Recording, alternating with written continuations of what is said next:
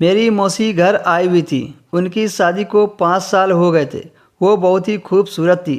मैंने मौसी को देखा तो खुश हो गया, क्योंकि मैंने मौसी को काफ़ी दिनों बाद देखा था। थोड़ी देर बाद पता चला कि मौसी 1 महीना यहीं मेरे घर पर रहेंगी, क्योंकि मेरे मौसा जी तो विजिटिंग के लिए बाहर गए हैं। मेरी माँ ने कहा मौसी के लिए गेस्ट रूम तैयार कर दे। मैं बहुत खुश था, क्योंकि मुझे मेरी मौसी के साथ समय बिताने का मौका मिल गया था। मैंने मौसी के लिए गेस्ट रूम खाली कर दिया और अपनी बहन के साथ मिलकर वहाँ पर साफ सफाई कर दी। मौसी के साथ हंसी मजाक करते करते 15 दिन हो गए। एक दिन मैंने मौसी से बात बात में पूछ दिया, आपकी शादी को 4 साल हो गए हैं, आपने बच्चे के बारे में क्यों नहीं सोचा? तो मौसी ने इस बात को टाल दिया। फिर कभी मैंने दोबारा इस बात को नहीं पूछा। अगले दिन मम्मी ने कहा, तू अपनी मौसी को बाइक में ले जाकर शॉपिंग करवा ला। मैं बोला ठीक है, कब जाना है? तो मौसी बोली, आज शाम को चलूँगी।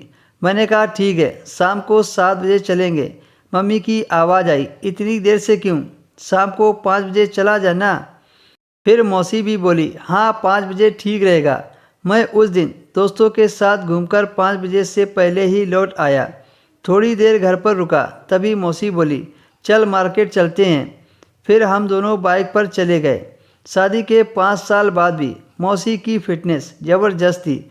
जो भी हमें देखता था बस यही सोचता कि मियाँ बीवी जा रहे हैं।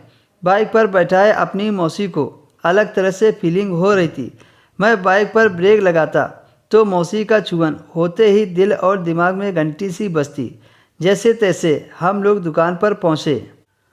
वहाँ पर मौसा जी के लिए गर्म कपड़े ले रही थी।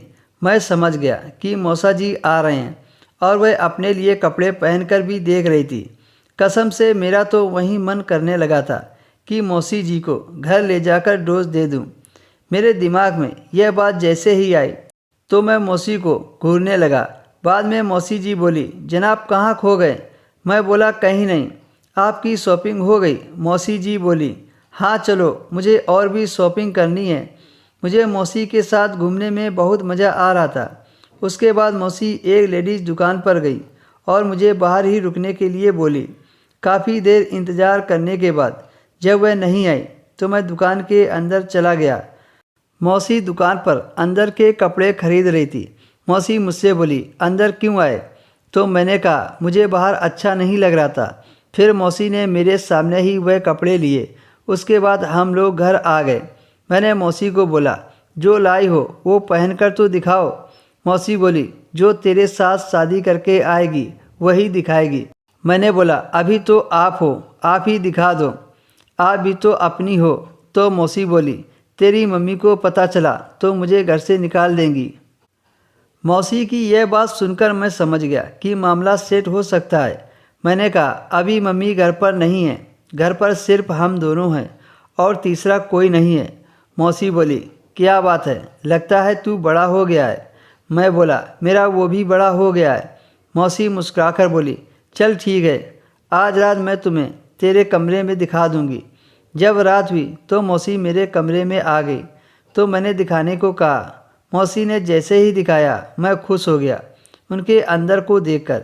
फिर हम दोनों ने एक दूसरे का साथ दिया और मज़े किए।